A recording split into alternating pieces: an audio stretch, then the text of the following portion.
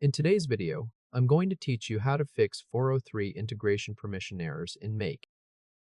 Go straight to your browser and open notion.so/profile/integrations. I'm assuming you're already signed in to Notion, so once this page loads, you'll see the list of integrations connected to your workspace. Find the integration you're using with Make, then click it to open the settings page. As soon as you're inside, scroll down until you see Content Capabilities.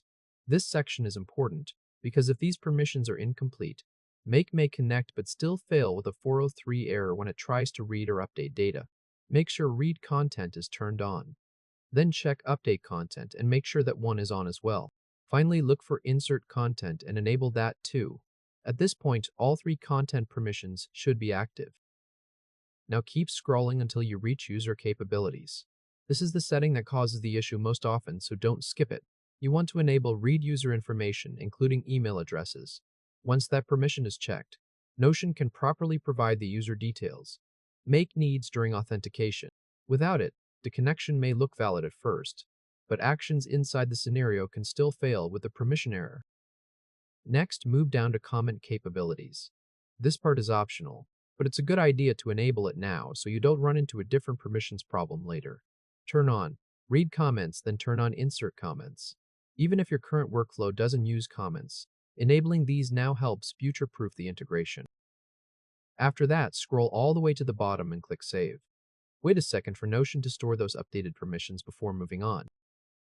Now we need to give the integration access to the actual page or database your scenario is trying to use. This is the part many people miss. Even with all permissions enabled, the integration still cannot access a page unless that page is shared with it.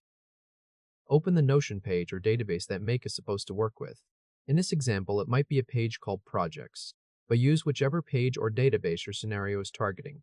Once you're on that page, go to the top right corner and click the three-dot menu. In that menu, scroll down until you find Connections, then click it. A search box will appear. Click into the search field and type the name of your integration slowly and clearly, exactly as it appears in your integrations list. As you type, Notion should start showing matching integrations below. When you see the correct one, click its name to select it. A confirmation window will appear, and this is where you approve access. Click Confirm. That page is now shared with the integration, and that access also applies to any child pages inside it. If your Make scenario needs to touch other databases or separate pages, repeat the same process for each one. Open the page, go to the three-dot menu, choose Connections, search for the integration, select it, and confirm access. Take your time here because if even one required database is not shared, the 403 error can continue. Once the Notion side is set up correctly, switch over to Make.com. In the left sidebar, click Scenarios. Open the scenario where your Notion module is failing. When the editor loads, click directly on the Notion module that's showing the 403 error. Inside the module settings, go to the connection field and click Add to create a new connection. In the connection type dropdown, choose Notion Internal. After that, click into the connection name field and enter a clear label for this connection.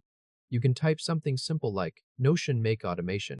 A clean name helps later if you manage multiple workspace connections. Now leave Make open in this tab and go back to your Notion integrations page in the other tab. Open the same integration again if needed. Scroll down until you find the Internal Integration Secret section. You'll see an option to show the token. Click Show, then click Copy to copy the internal integration token. Return to Make. Click into the Internal Integration Token field, then paste the value just copied from Notion. Give it a second to fill the field completely, then click Save. At this point, the connection should be recreated with the correct permissions. If your Notion module previously had a database selected, you may need to reselect it. Open the Database ID dropdown and wait for the list to load. If everything is fixed, the database that was missing before should now appear normally. Select the correct one again so the module points to the right source. Now test the fix. In the scenario editor, go to the bottom left and click Run once. Watch the module as the scenario executes. If the permissions are set correctly and the page has been shared properly, the Notion module should complete successfully and show a green check mark instead of the 403 error. Click the Notion module after the run finishes and look at the output data. You should now be able to see the records, properties, or page data coming through from your Notion database without any permission failure. That means the problem is fixed. If this helped, hit like and subscribe for more quick tutorials. If you still see a 403 after doing all of this, go back and double check two things in particular. First, confirm that read user information including email addresses is enabled on the integration. Second, confirm that the exact Notion page or database used in a scenario has been shared through connections. In most cases, one of those two details is what keeps the error going. Once both are correct and the make connection has been recreated using the internal integration token, your scenario should work normally again.